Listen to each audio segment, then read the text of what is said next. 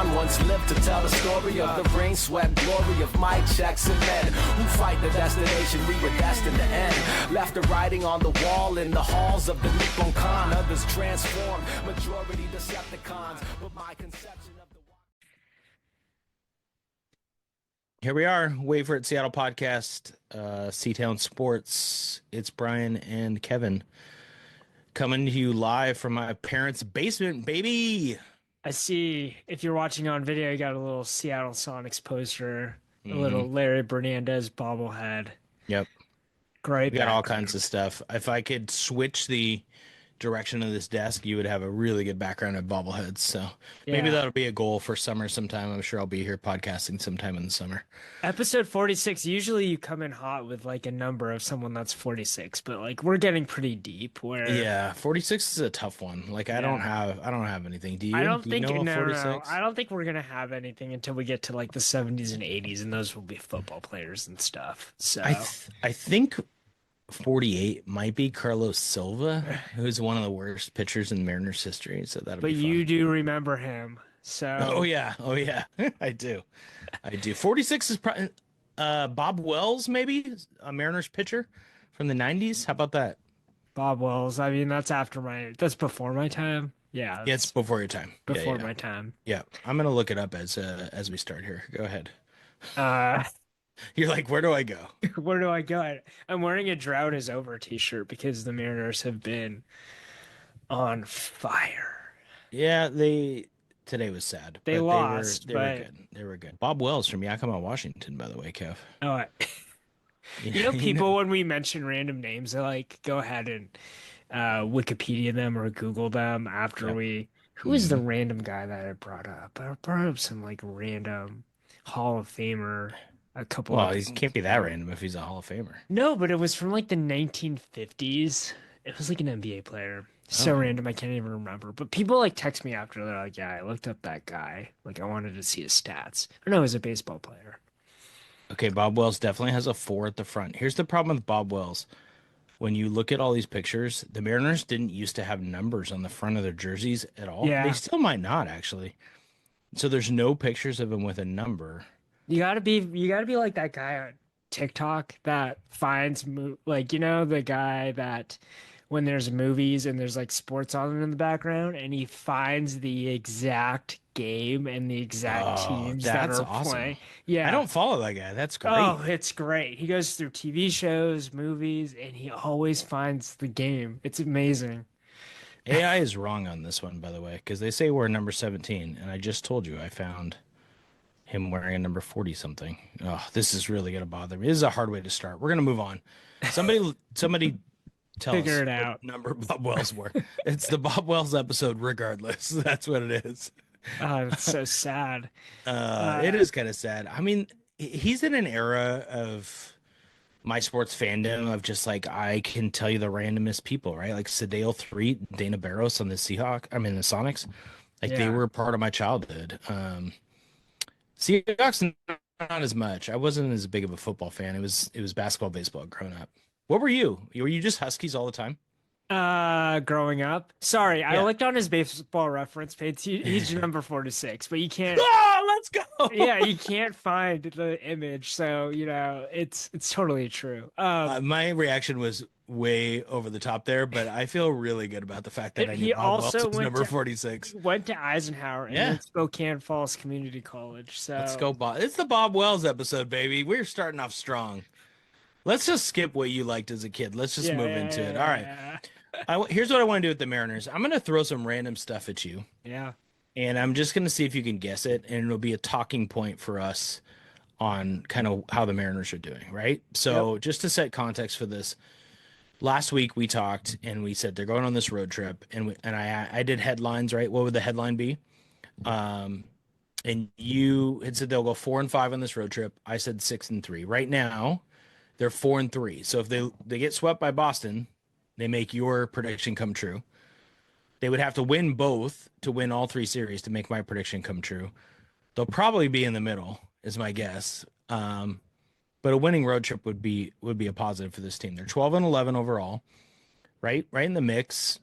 Nothing crazy, but there's some stories that are interesting here. The easy story is, wow, they still can't hit, right?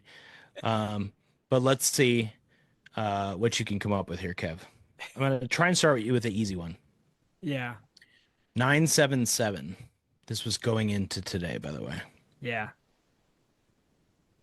You're just saying 977. Yeah, like I well, I'll have to give you figure it out. well, so it's a stat, right? It's not a Yeah. rank. It's not, but it's a Mariner stat that's relevant. 977. Is that the amount of home runs on the team? You think they have 977 home runs right now? No, no. I was thinking like one guy has 9, another guy has Oh, 7. no. Sorry, it's one number. So it's like it will read as 0.977. Oh, is that the team OPS?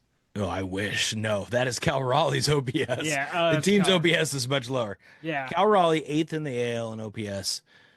I don't know the last time. This would be something for us to look up. I don't know the last time we had 1,000 OPS person on our team. Yeah. It's probably Cano, maybe one of those years, but probably not. I mean, he leads You know? he leads the majors in home runs. He's tied with Tyler Soderstrom. Yeah, who hit 3 in the opening series against the Mariners. I read somewhere like, okay, first there's the debate of whether he's the best catcher in the major leagues, but then there's a debate if he's just straight up the best player right now. Oh, wow. If he's like an MVP candidate. That's a no from me. You don't Even think though he's an MVP candidate? No. If you throw in the defense as well. His defense is not rating well this year, actually, which is interesting. On Fangraphs, he's got a negative WAR on defense. Yeah. Which will play itself out. He's not throwing out as many runners. I don't know how much of that is the pitchers, but people are running on him this year. It's kind of interesting. Yeah. He just hits tanks, right? Like, and he walks a decent amount. No, I don't think you can hit 220 when Aaron Judge is hitting 340 with 7 hours.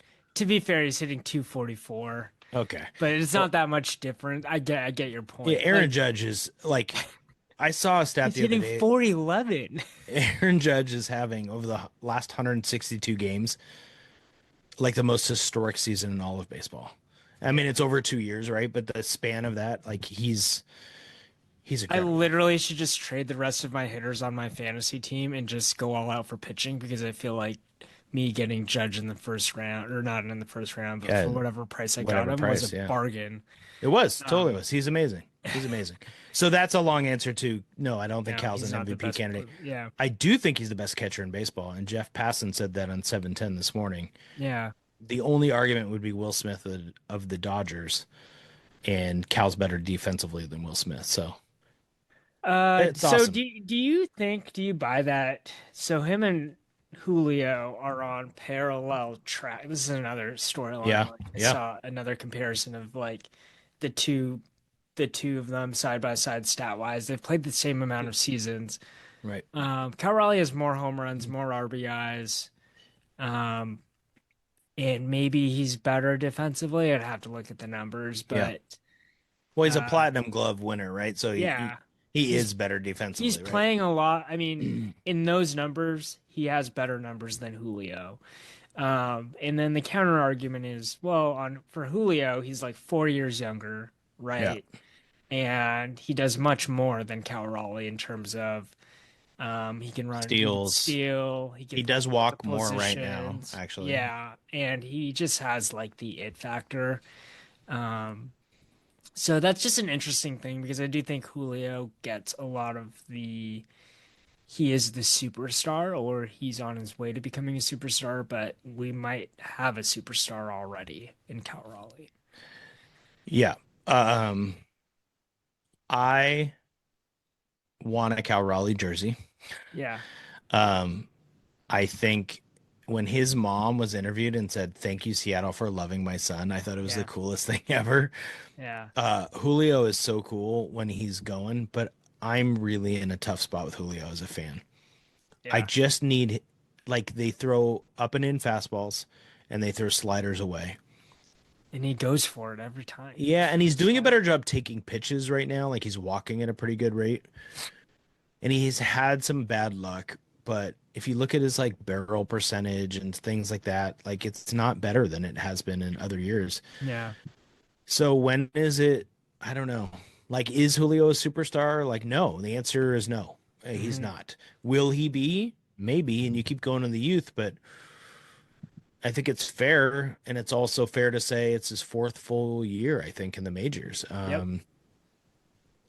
And Cal is more at his peak, I feel like, right? This is Cal at his best. And maybe the frustration is we know what Julio's best is, and he hasn't come back to it in a while. Yep. So it's just a bummer, you know, it's just, and it relates to some of the other parts of the lineup that I want to talk about. You know, this team is over 500, rolling out a first base platoon of Donovan Solano and Rowdy Tellez.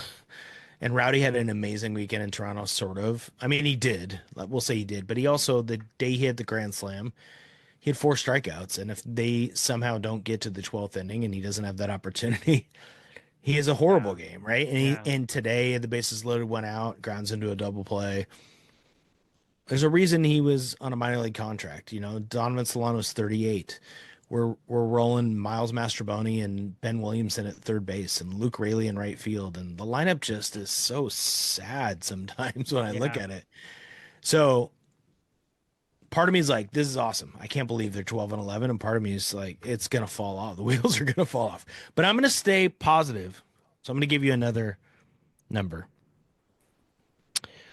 What are the Mariners ranked 4th in all of baseball? What stat? Home runs, right?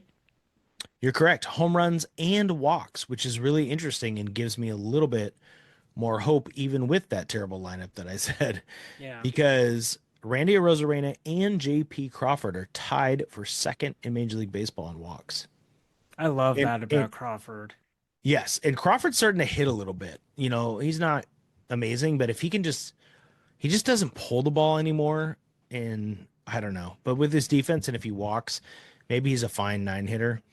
Randy Arozarena walking as much as he is phenomenal because he's a free swinger. So I don't know what's happened, but it's cool. Don't you love his like how exciting he is? Like, I love him. And defense, like laying it out. I absolutely for love that him. catch. Like he's just an exciting dude. I love him, and I liked him in Tampa Bay, and I thought I would love him. And last year it was hard in the half year to like be, but I love him. I love him. He's awesome.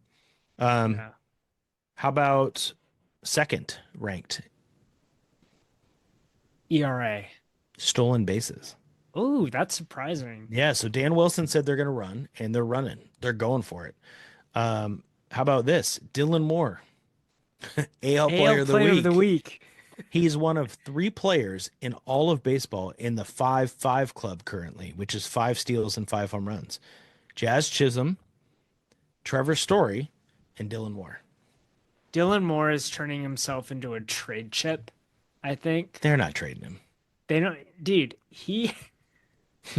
his value though, like, I mean, if I'm his agent, I'm like, this dude won a Gold Glove, AL Player of the Week. He's the best utility player in baseball. He deserves to be a starter. If you're not going to treat him to be a starter, I want to trade for my. Yeah, but they are trading him as a starter. He plays every day. Yeah, but he's not a. Do you get what I'm saying? Like, he wouldn't be starting if everyone was healthy. Is that not correct? No, he probably would because. Well, yeah, maybe not every day, but when he hits, he plays. And this has been the case the last 3 years. He'll have months where he's amazing. Dylan Moore is going to have it. I mean, I don't want to say it, but I'm going to say it. He's going to have a terrible May. He's going to just fall off. And that's part of the problem is Jorge Polanco and Dylan Moore are batting over 300 and carrying us, which we need.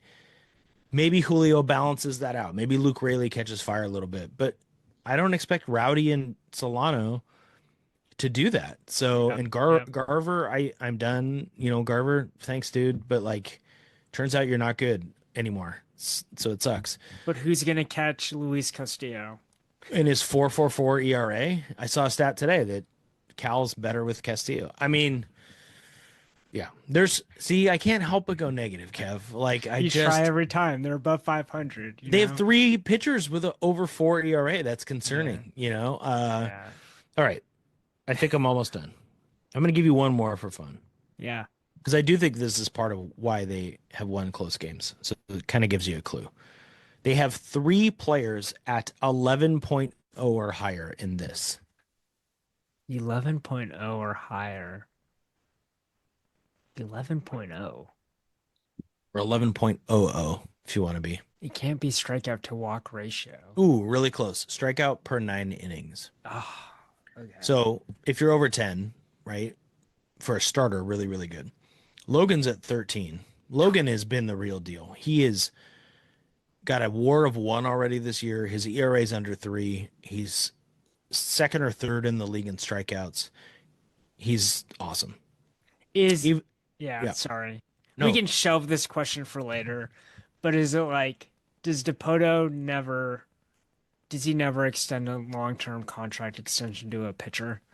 Like, I'd have to No, look they that gave one to back in. Castillo when they traded for him. That's Yeah. what part of the reason he's here.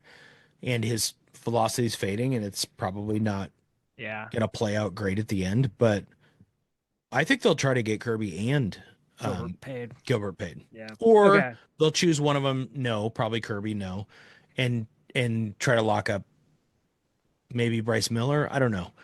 They'll get 2 of those 4, I think, at some point. But we don't have to worry about it for years. That's what's great. Yeah. So it's strikeout per 9. So it's Gilbert and then Munoz, which makes sense. 0 ERA. Munoz has been phenomenal. And then Gabe Spire. And Gabe Spire is a lefty out of the bullpen with the 0 ERA, has been great.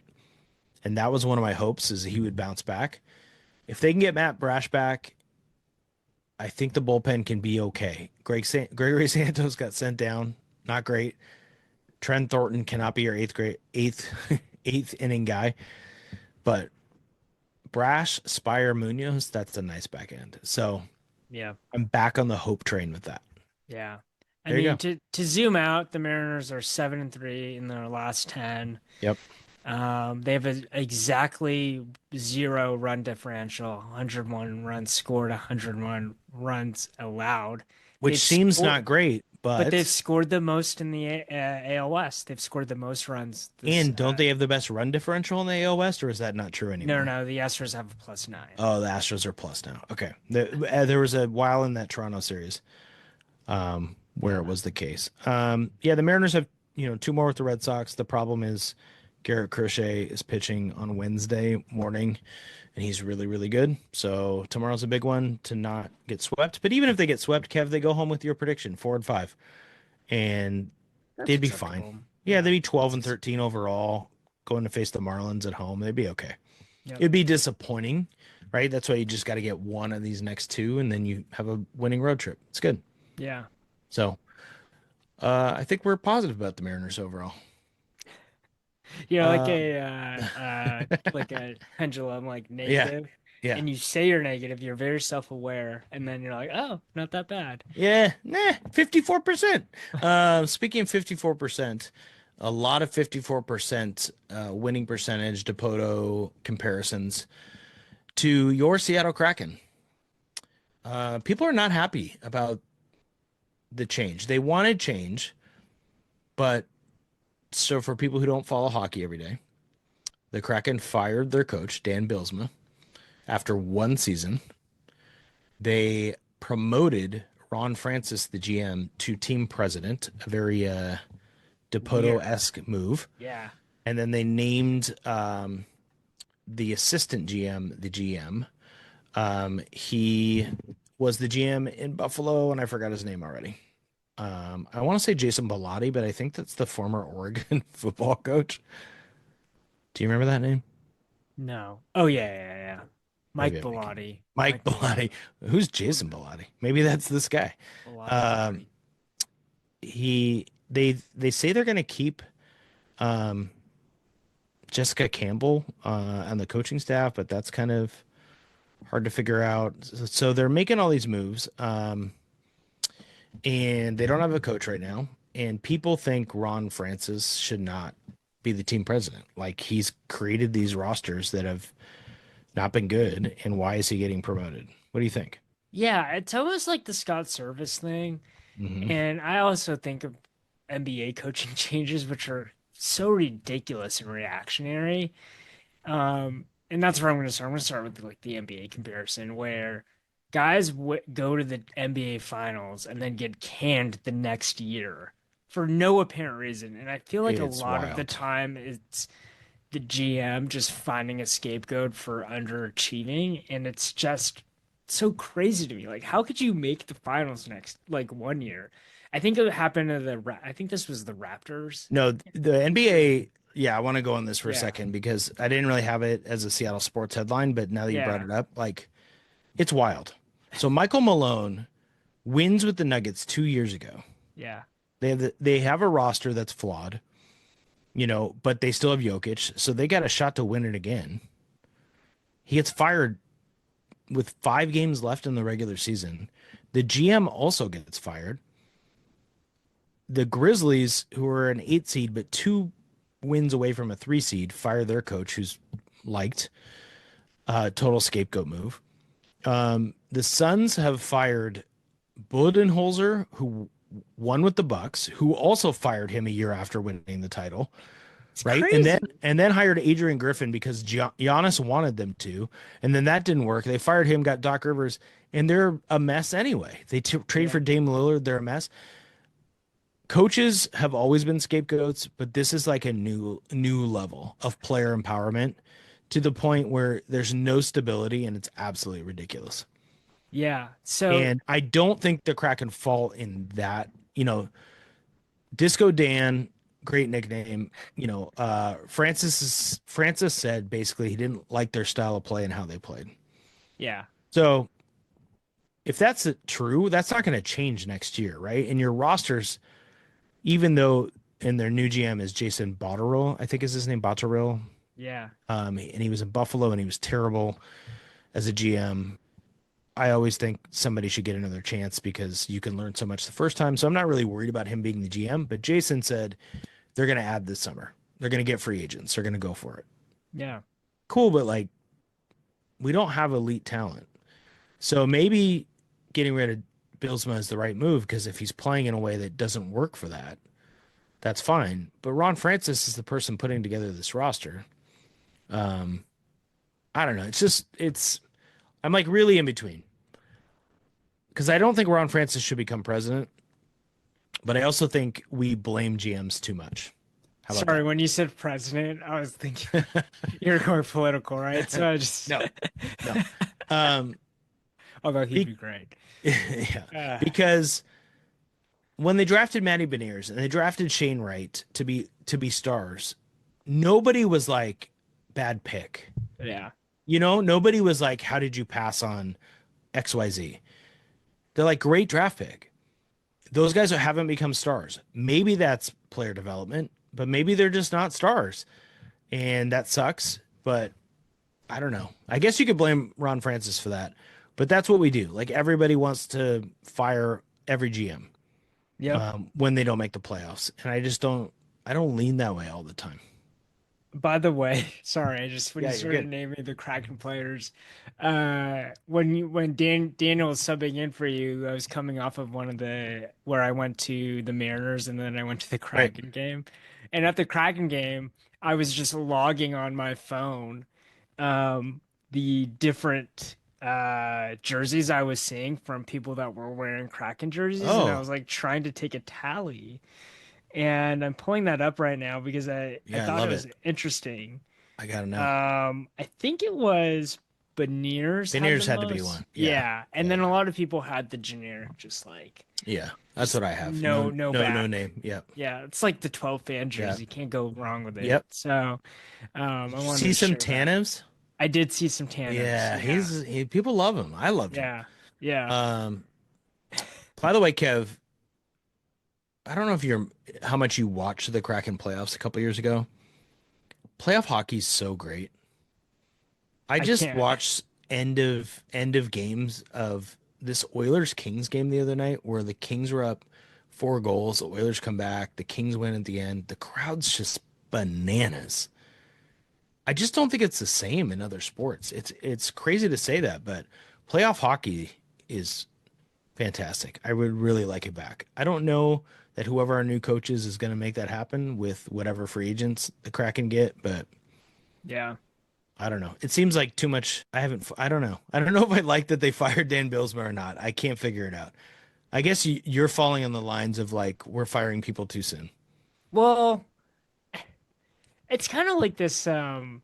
It's like who is it? It's like a chicken or the egg problem or whatever. Like, Yeah, right, is the problem that you don't have an adequate roster? right, Like, where do you start from? Because I understand like the Giannis thing. If you have Giannis, like you build around him, which means you also hire the coach that can coach him, right? right. Or is it the other way around where you build a roster around an established style? It seems like they like obviously hired this guy knowing what his style was. And Right.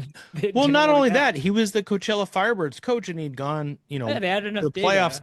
They had Yeah. all kinds of data. They know who he Yeah. is. So that's Yeah. kind of like, So did you this just is, try it out and it failed? Like whose fault is it? well, I think this is what happens, that I've heard from other people who have followed sports for a long time.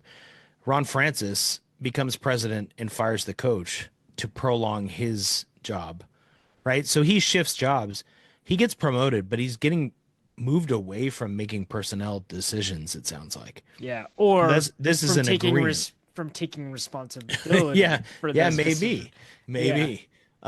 Related to that, DePoto is technically the president, and everyone forgets Justin Hollander is the GM for the Mariners. And Softy did a poll where he said who should be like on the hot seat more, Schneider from the Seahawks, DePoto, or Ron Francis. To me, it's clear it's Ron Francis. Like the Kraken are bottom 5 Yeah. in the league, right? And they haven't gotten better from 2 years ago. And it was, of course, 54% Jerry DePoto.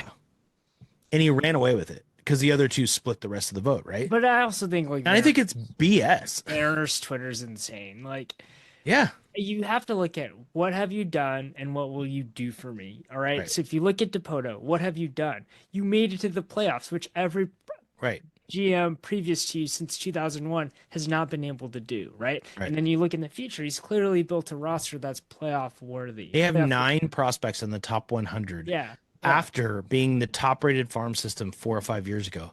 Completely rebuilt it, got there. By the way, have the number 3 pick in the draft this year. Yeah. Might get Jackson Holiday's brother is projected. I mean, now, with that said, DePoto doesn't help himself with the stuff he says. That's his problem.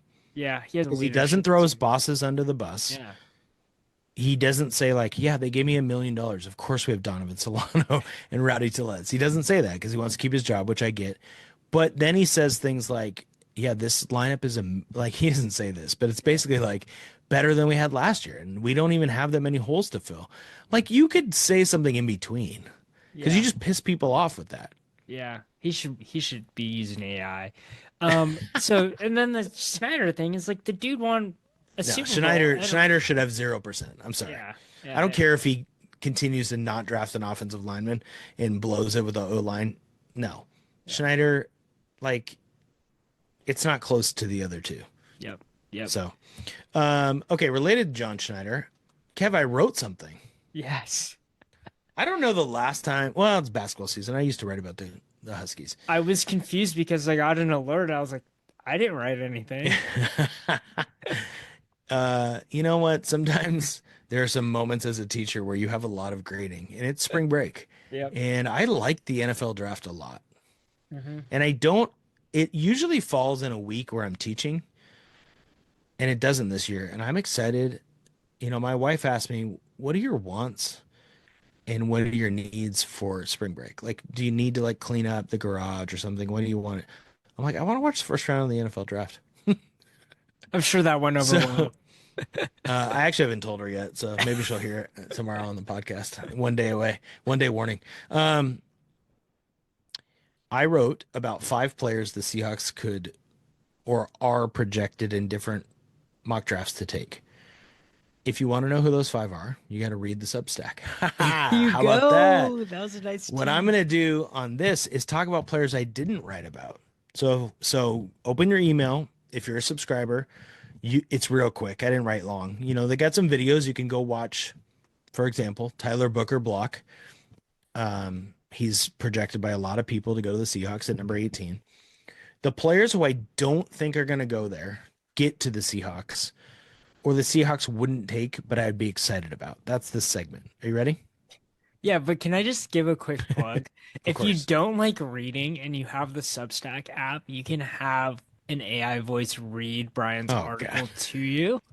So, so I'm just throwing it out there. I thought it was a cool feature. I don't even know Query what to whether say with I that. like the voice. Like you Yeah, can yeah. change the voice too. So How about this? If you pay me $20 a month, I'll read all of our content to you. That's for any subscriber. Just let us know. God. Okay. Tell me, but who are you Kev, I excited was about that told this week by a member of my family who just started listening to the podcast that I have a great voice for podcasting. that's crazy because two of my family members say they fall asleep to our podcast, which is either a compliment that they listen to it on a weekly basis or like a horrible backhanded insult that we make them fall asleep. They're listening at night? What are you doing? This is the first thing in the morning type of thing. Okay. Here's the first person. Will Johnson, cornerback, Michigan. Ah, yeah, I remember this dude. Remember we previewed the Michigan game and Yeah, and then yeah, in the game, I mean, he's so good. yeah. Will Johnson's my number one. And he's not going to fall. Like everyone's got him pretty high, but you'll find a mock draft out there that he goes actually behind the Seahawks pick sometimes. If they got him to pair with Witherspoon and then have Reek as your third, are you joking me? Yeah. I would lose my mind. Will Johnson, Michigan. Unbelievable. Okay, that's my number one. My number two, that's also not going to fall to the Seahawks because he might even go in the top 10. But you'll find some mocks that have him behind the Seahawks. Tyler Warren, tight end, Penn State. I know you know God. him. I Yes. know you know him. Oh, he destroyed the Huskies. Rushing touchdown or maybe two against the Huskies, right, in that game. Oh God. He's so good. And tight ends are not sexy, but Tyler Warren might. I mean, I start thinking about Sam Darnold loves tight ends, or at least that's my perception of watching Yeah. him. And you've got JSN and Cup. Like sometimes I forget we have Cooper Cup. Yeah. And then you throw Tyler Warren in and then you got your other tight ends, just, Fant and those guys running another route. Oh man, I'm just saying this off the cuff, and I don't know if it's actually true that he's a good blocker, but I'm almost I almost want to say like, man, he could help our offensive line. Like he's yeah, a big dude. I mean, you're right. I didn't research these guys. I looked at the PFF scores for the guys I wrote about. Yeah. Well, the second guy is also a tight end. Colson Loveland from Michigan. I also love him. He's so good. And I don't think the Seahawks should take a tight end number 18 probably. But if it comes up and those guys are available, like Loveland's still there, Yeah. part of me is going to be rooting for them to pick him. That's kind of my premise here, right? Yeah, they should take Gray Zabel, this offensive lineman from North Dakota State who seems good. But what if they took Loveland from Michigan? That's kind of like what would be going through my head. So those What's are three. crazy is like you named two Michigan dudes and they just had a bad season. Dude, I got another one for you. Is that Kenneth Mich- Grant, the defensive tackle from Michigan. I think I must have done the preview for the Michigan game when we were splitting them up. Or the DP, whatever. Did yeah. you do reviews and I did previews? Whatever it was that we Yeah. did. Dude, Kenneth Grant. I just think about him inside with Murphy and Reed and I mean, Leonard Williams. Like, I don't know. Yeah. In the same breath of you need offensive linemen, like what if you just had what the Eagles do and you have an amazing defensive line? Yeah. And Kenneth Grant also might go before, but some people haven't projected after. So that's a name that I would have a hard time passing up. I have two more. They'll be quick. Hey, I gotta find it. No, I have one more for you. Safety from South Carolina. I don't know as much about him, but I've kind of like deep dove. Nick Amanwari. Imanwari. Yeah. South Carolina safety. He's been like Mel Kiper's number 2 safety. I don't know. What do you think about the Seahawks taking a safety? I kind of like it because it would be like double down.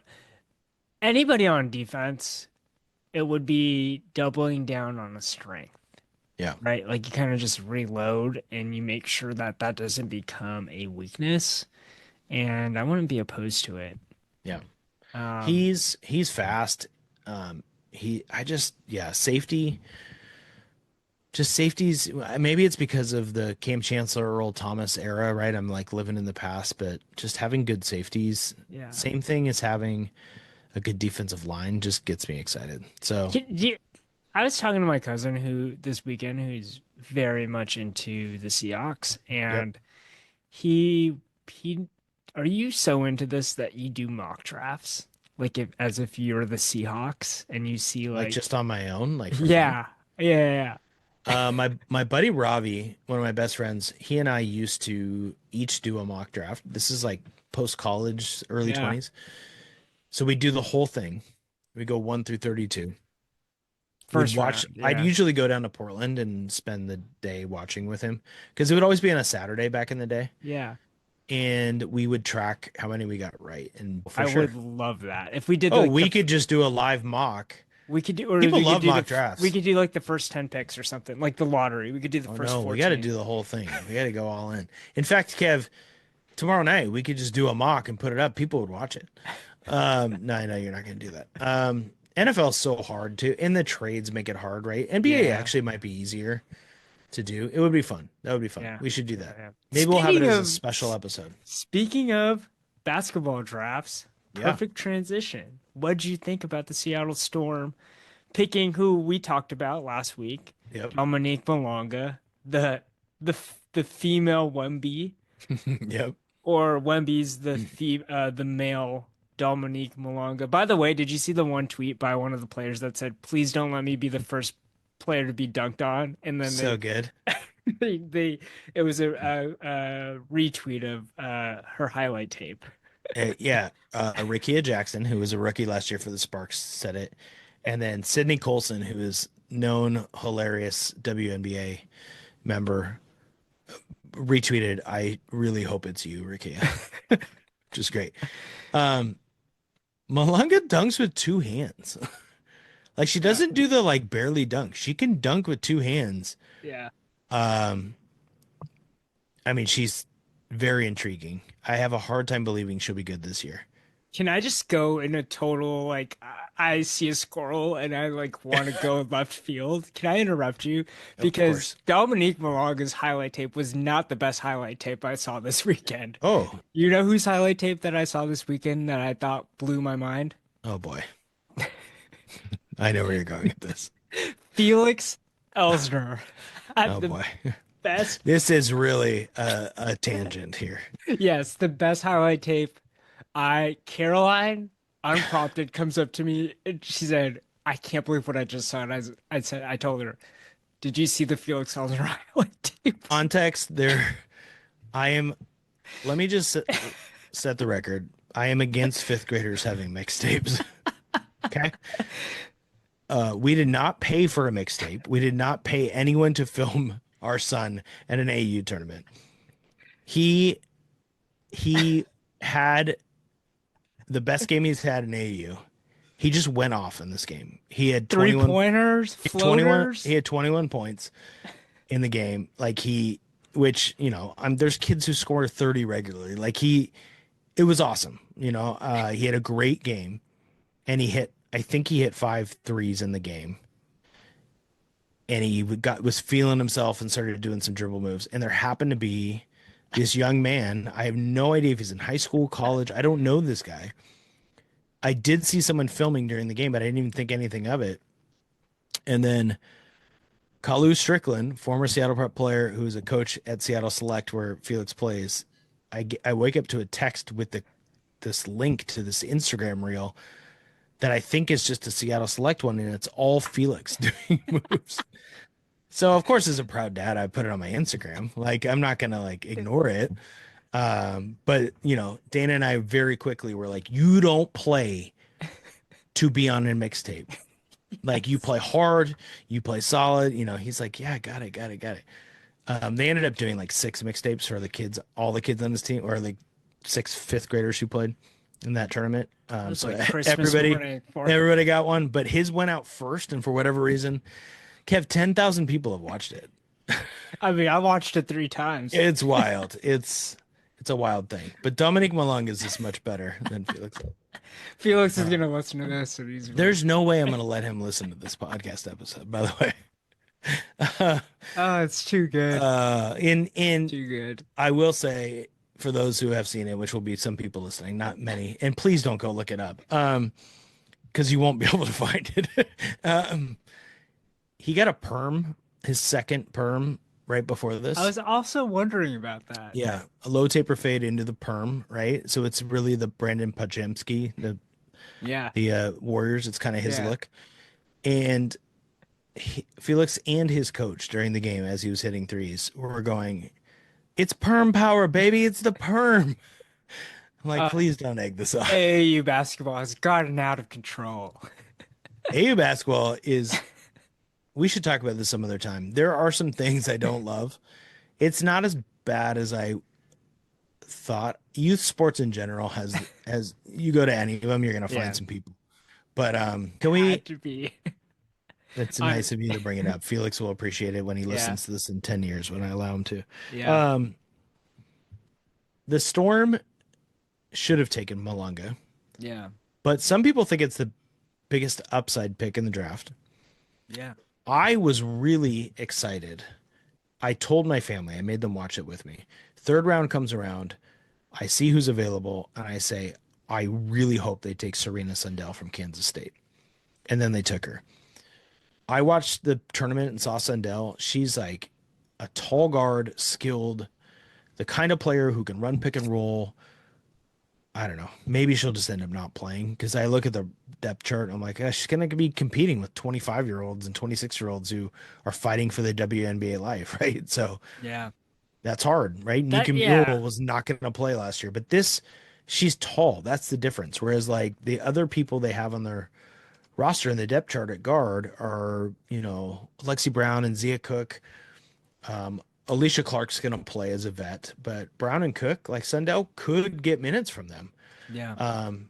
I think Malonga will be in the rotation. I mean, that seems crazy for her not to be. But part of me thinks, God, they're such a veteran team. They have this weird mix of they've got to kind of go for it now. And I just don't know how refined her game is. There's a lot of people who can look really good in a workout. Yep.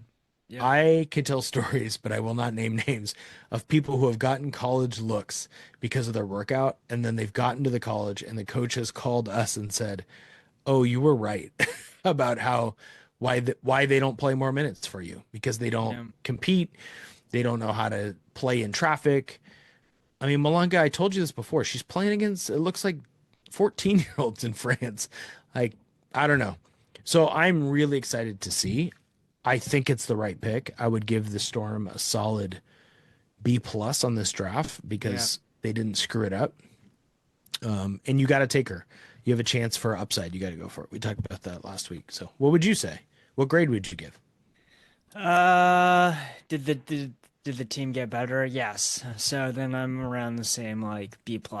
Yeah. Like, I don't know if you're going to see immediate returns with Malonga, since she seems just so raw. Yeah. And so young, and she's gonna get thrown around. Like, there's people that are grown women. Yeah. There's grown women down there. And when I watch her workout tape, it's really hard to analyze, but she was doing these shot fake sidestep threes, and her release is like it takes a long time. Yeah. And the game's so fast. I don't know. I'm really, really intrigued to see what she looks like. I mean, it could be one of those things where she's so physically better, like has more physical tools than her competition, that the game slows down for her, like you see for people like she's so young though. And here's the difference. Kevin Durant comes to the Sonics and they give Kevin Durant all the shots he wants. Yep. Like, she's gonna have to fit in with Skylar Diggins-Smith and NECA and Ezzy Magabor, right, and Gabby Williams. So Malonga is going to get maybe 5 shots a game as the rookie. And in finding spacing in a team that already has established vets is different than Caitlin Clark I mean, we're in a different stratosphere, but Caitlin Clark, you're the point guard, go. Yep. Paige Becker's in Dallas, you're the point guard, go. We have other players, and you have to fit in, but you have the ball in your hands all the time. How's Malonga going to get the ball in her hands? Are they going to run ISOs for her? Are they going to run pick and roll for her? Are they going to post her up? Mid block Kevin Durant style, turnarounds? And like, when will that happen? If you have Skylar Diggins Smith running pick and roll 50% of the time. It's an interesting puzzle, right? Like, and I always comes The back way to the way your Huskies. face looked, I was like, Yeah. oh, where are we going with this? It's an interesting puzzle. It's like, how do you incorporate someone that's Yeah. really talented and young without screwing up the present? Right. And it's the age old question that every high school basketball coach has to deal with, like a really good freshman that you don't want to totally kill their confidence or have them transfer, Yeah. right? But No, you we'll still talk about need that. to Yeah. have them contribute to the team, and Yeah. you have to you want a lot of different things. Right? Like Sundell can come off the bench if she plays, and she plays 7 minutes a game and provides like a backup guard and hits a three. If Malonga's playing 12 minutes a game, I mean, just with the hype, people are going to be disappointed. It's just going to be really interesting how people react and how the team incorporates her. Yep, So for sure. that's the story to watch for sure. And crazy enough, preseason games start in like a week and a half. Dude, I'm pumped. We got a little. Christine went for it, and she got a ticket package for the Valkyries. So Oh, let's go. we're gonna Nice. we got the package with the Storm and the Fever. Oh, So that's we're gonna good. see some good. I love it. I was thinking about getting a 5-game pack with the Fever in it. Still might. We'll see. Yeah. Okay. One last subject before top 5 that I thought you would be interested in. I don't know if you clicked on the article or saw this. I saw the main rule. Yep. So this is relevant to people in Washington State, which I think is a lot of our listeners. The WIAA, the Washington Interscholastic Activities Association, which runs all high school sports. And I used to be an athletic director, for context, and so I've worked with the WIAA and I've seen how amendments work and all this stuff. I never thought I would see this happen. I never thought Washington State would change the transfer wording in their constitution. And so in Washington, if you want to transfer high schools, you are ineligible to play athletic varsity sports the next year. That is the rule. Without rule. without an exception. So the exceptions are if you move, if your whole family unit moves, permanent residence, there are lots of loopholes. There are ways. Honestly, it rewards high income and low income, and the middle class gets screwed because who can move in the middle class for your kid, right? Like high income, we have a second home. Yeah. Low income, you change apartments, right? So it kind of it's skewed strangely on both ends for that rule. The second one is a hardship. If you have a hardship, which could be a lot of things, that happened at your school and you need to leave, and it's not athletic reasons for transferring, you could be eligible. And there's someone from the WAA looks at that hardship and There's a group. Yep. You can be on eligibility committees and there's training for it. And, you don't usually review your own district. So like if we had a District 2, which is Kinko and Metro, kid who wanted to transfer into like where I was at Seattle Prep, they would go before a hearing, they'd present their case, and athletic directors would listen to it from other regions, which involve, you get into bias and there's all kinds of things, right? And people call it unfair. Some people think it's unfair that people get eligible within those rules, right? For moving, or hardships that they don't think are real hardships, even though they don't really know the story. So there's a lot of judging and different things going on. Other states have had different rules.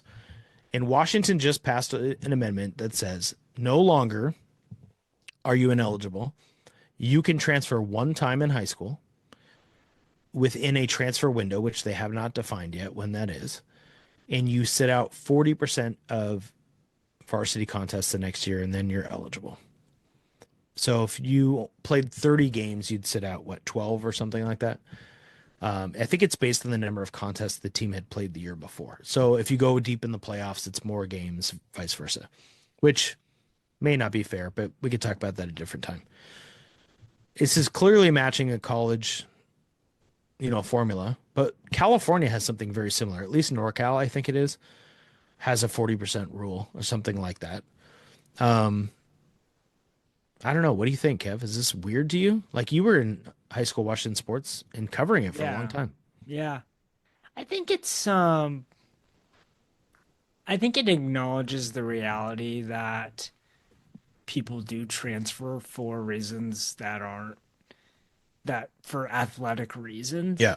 right? And it acknowledges this thing like, well, I went to this high school because I wanted to play this sport. Yep. And you you can get into a situation where, oh, the coach that I wanted to play for, or the team that I wanted to play with, or it just didn't work out. Right. And I think there's like philosophical questions about transferring, right? Like, are you transferring because are you leaving something Yeah. because you weren't good enough, or are you going toward a much better opportunity? And Right. you can see it work both ways. Right. And I think the bad take on all of this is to kind of just take an extreme position, like all transferring's bad and all Right. transferring's good. Like, I think it's just so dependent on the circumstances and individual athletes in their circumstance. And I think if you have to be comfortable, if you're comfortable with the fact that a 14-year-old went to a certain high school to play with for a certain coach or Mm. play a certain sport, then I think you're okay with this. If you're not comfortable with that, then it's going to bother you. It Yeah, it's doesn't bother me. no, it's a good summary. It doesn't That makes bother me at sense. all. Does it bother you? No, I actually I never like came up with an amendment for this. Yeah. I tried a couple different things different times in the Metro League that got rejected, but this was not one of them. I thought it was creative, I think the honestly. 40% Yeah. thing is a happy medium. But here's the Here's the rub thing, though. you You can can still get yeah, a hardship, right? right. So it's Right. like So there's going to if you be a want the lot of full kids season of eligibility, then there's going to be a lot of kids who still get it, right? yeah. Um there are schools that have a lot of transfers every year, and how those kids are eligible, I don't know. I don't know the circumstances behind it. I know what people say and what they think. Maybe they'll be harder on hardships now because you can be. I mean, I That think was that, my follow-up, but I don't yeah, I think think it, that well, shouldn't be the case though. That shouldn't be well, you get here's my harder counter to because it's that. easier. No, here's my counter to that, Yeah. because if you had a kid who had a compelling story, Yeah. but technically under your rules, like, they probably shouldn't be. They didn't move, they don't like the coach, or the coach didn't play them a lot, or they felt like the coach was not what they thought it would be, or it was a different coach, like you said, right? Yeah. The WIAA says you can't transfer for athletic reasons. Whether there's a whole philosophical argument about that, whether you're comfortable with that. The NCAA has decided, or I guess the courts decided for them, that that's legit. Anti-competitive, but You could do it, right? Not well. So maybe that's happening to high school. It's going to happen to high schools anyway. Like, some kid's going to sue. But under Washington State, they would say, like, no, we're not doing this for athletic reasons. So that's not enough. So you would be ineligible. But, they're like, the coach really, I'm not talking about like bullying or something like that, but like, they're really bad, or they don't care, or they don't do summer basketball. I'm thinking about basketball, right? Or they don't let us do weights, or they don't have open gyms. All the things to become a better player you need, and to run a program. Like, I ran a program. Like, you have to do all those things to be competitive. Yep. And so they want to transfer schools because that coach isn't going anywhere. You would be ineligible. So now, instead of saying, well, they kind of have a hardship, we're going to give it to them, or we're not, and they sit out the entire year, which I've seen plenty of kids do also. They now have kind of an in between. But I don't know. I would rather it be like a hard, fast rule, all kids, 40%. That's how you stop transferring for athletic reasons, if that's what you care about. Yeah. And I do You think don't it's give the hardship anymore. yeah. And what I don't know is if I think the residence rule is gone, so moving doesn't matter anymore, which is interesting. Yeah. Because if you move from Spokane to Seattle, you have to sit out 40% now, I think. I think the central question is what's the standard for hardship and how is it being enforced? And to me, that's never from what I can think about is that like you could you could maybe make a public records request, but maybe not because the Yeah. WIAA is a private org, but you Right. could make it of the public schools. But then they're just going to redact everything, right? Yeah. So you could get a bunch of records of all Kev, these I'm not hardship gonna I'm requests. not gonna talk about anybody in Yeah, particular or anything I've yeah, seen, but I will say this. It's a committee of people yeah, who decide on individual cases, right? yeah, They ask ADs to volunteer to be on the eligibility committee every year. yeah, I didn't do it. I probably would have if I kept being an AD. So you get trained. I'm not saying there's anything wrong with the process. I'm not critiquing the WIA on this. yeah, But you have 3 or 4 people on a committee deciding a case. You can appeal and keep going, right? hmm, But this is all people subjectively mostly deciding, to yeah, your point. There's checklists of things and there's things they look for, but ultimately is a group of people who decides, which is like most things, right? I mean, it's Supreme Court is a group of people who decide and interpret law, yeah, right? So you're not going to find a rule for what a hardship is. It's going to vary depending yep, on who's reading it and their own biases, which is part of the problem. And the WA has done a good job of trying to address that, of saying, biases could be anything. It could be rural, urban. It can be race, gender. It can be political leanings. It could be sport, right? There can be all kinds of biases for why somebody gets a hardship, why somebody doesn't. And I've seen it in a variety of ways. So part of me just wants, we'll get rid of the subjectivity. just make it uniform You can transfer. You for sit out whatever, 40%, for right? any or But whatever reason. but when I I'll just throw this out there. I tried something that involves something about making it more objective. And it didn't go well for me in a room of Metro athletic directors, let me tell you. I may have been called a racist that day. So, Oh God, yeah, fine. it's okay. We won't go back Yeah, to that day. It yeah, was fine. yeah. I have good friends in that room, so it was okay. But that's kind of like the privilege, though, of like you throw out ideas, right? Yeah, You have to do it to get to a point where something like this is kind of novel and different, and it gets passed, and hopefully it has good results. I think that's what we can all hope for. I think it's fascinating, right? Yeah. It's a huge change for Washington State athletics. So, Yep. and you know, I'll tell you the first thing I thought of was like, yeah, if I have a kid and it's a really bad experience, like I like that it's not sitting out a whole year if it is. I don't expect that to happen, And but you that's have to probably kind where of like you have to balance it. Like that's you have probably to, where a lot yeah. of families feel, right? Yep. Like that's good. So, Yep. um Good stuff. anyway, yeah, there you go. All right, Top five? top 5, baby. Do you You want want to me to go go to first? you? I'll go to you. So Rowdy Tellez got me pumped up with that Grand Slam comeback victory, which was like a seesaw of a game. I don't know, I was like, well, who has the most Grand Slams in Mariners history? I always Oh, think of things that I wouldn't know off the top of my head. okay. So, top five most Grand Slams in Mariners history. Number 1, Kyle Seager. Kyle Seager's number nine. What? I He's swear only to God, had he's number 1. That's five so Grand weird. Slams. I had that crystallized in my head as number 1. How Strike weird is one. that? Strike one. God, we haven't done the trivia version of this in a long time. Well, Edgar's got to be in the top 5. Yeah, Edgar's tied for number two with three others with Ooh, nine. 9. Wow. Mike Blowers? Mike Blowers, interestingly enough, had like that one. I think he Oh, had like back to can I pull back. that? Can I pull that one back? He's I'll not in the let you top 5, pull it back. obviously. He's number eight. He's got one more than Seager. He's got six. I mean, you're in the top 10. Um, I mean, I'll just say Griffey. It's stupid yeah, not to. yeah, he Okay. has the most. He has 12. Wow. I don't Yeah, remember that about him. Okay. Nelson Cruz? All right, I suck. no, I can tell on your face. yeah. I'm sorry. Do you want me to name God, them? it's so disappointing. Okay, There's somebody on this list. Yeah, go ahead. Griffin 12, Buhner 9, Buhner. Edgar 9, Alvin Davis Mm. 9, and Richie Sexton 8. What?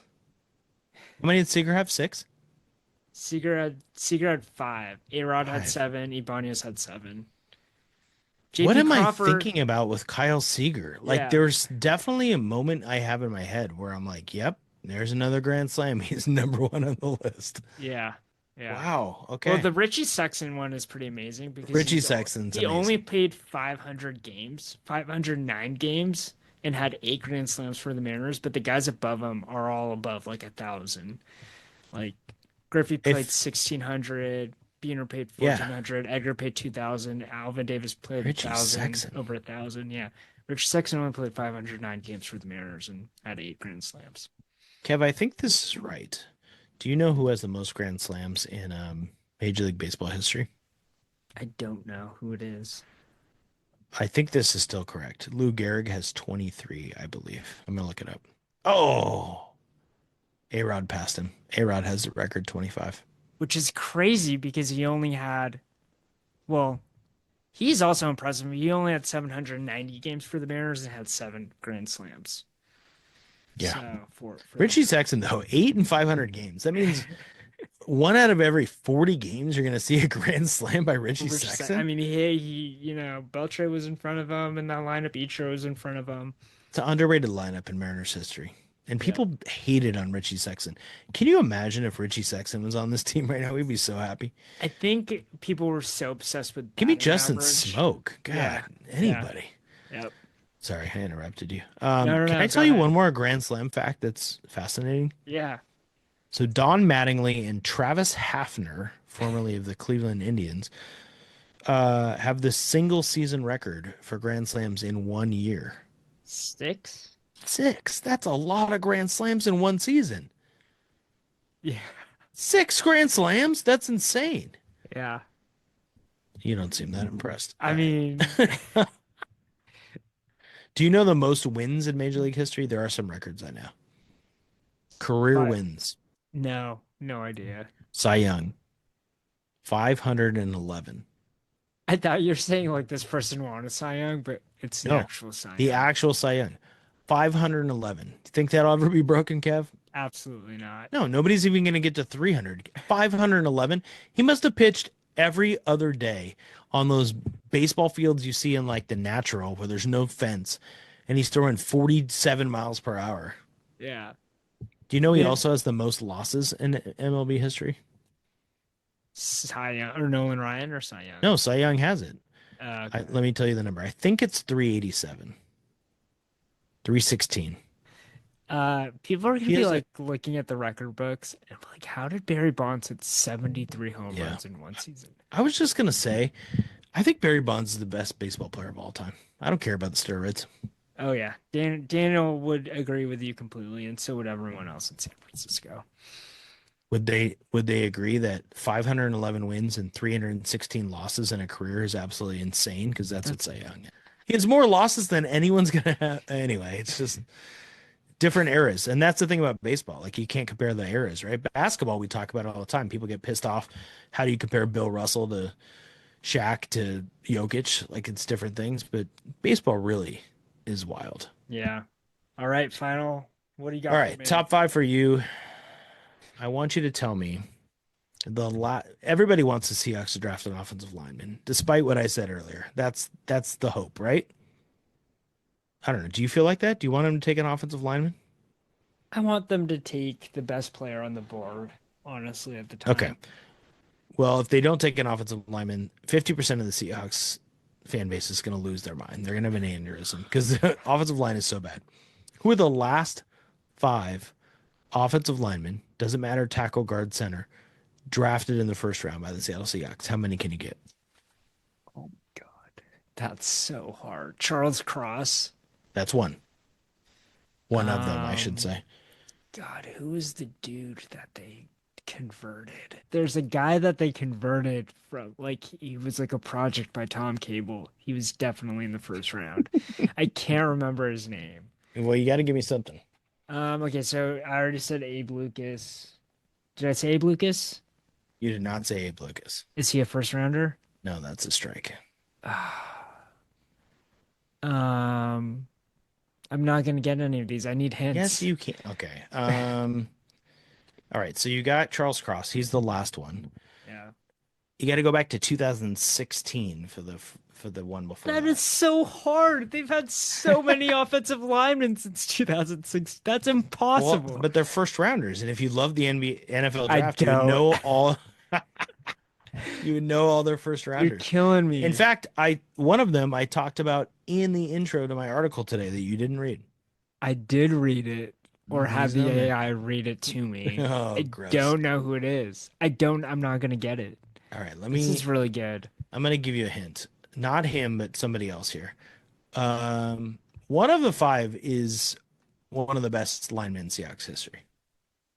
Is it Walter Jones? No, way too far back. That's strike two. Russell Okung.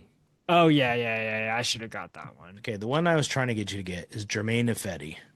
Yeah, I would have not got that. Isn't that the Tom Cable one you were thinking of, or no? Maybe? He was a guard tackle. They made him a tackle. He still plays in the NFL. Jermaine Ifedi last year was on the Cleveland Browns. Yeah, he still plays. Jermaine Ifedi. Don't you yawn during our podcast. We had... Okay. I miss you, man. I miss that. Okay. James Carpenter from Alabama, Oh, a guard, God. 2011. Everyone was like, what? Why are they drafting James Carpenter? Wasn't good. And then before Okung was center Chris Spencer. He was the Robbie Tobeck replacement. Robbie Tobeck was on those early, God, that 2005 Super Bowl team.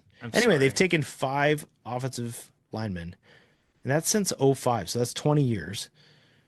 Are they going to take one tomorrow night? Or 2 nights? Well, when people are listening to this, it'll be tomorrow night. I don't think so. I don't think so, and I don't think they're going to take a quarterback. I think you can take that to the bank. I don't think they're picking an O-lineman. There's been no buzz about them picking an O-lineman other than the fan base wanting them to pick an O-lineman. Well, every media member like projects them to do it because they want it. Yeah. But my whole premise of what I Just said is Kinda that it said doesn't in the- work out. well, true. Although Charles Cross and Russell Okung, I mean, they're pretty good. Yeah. Yeah. But they're Okay. tackles. They're left tackles. That's different, Yeah, right? yeah. Than a guard.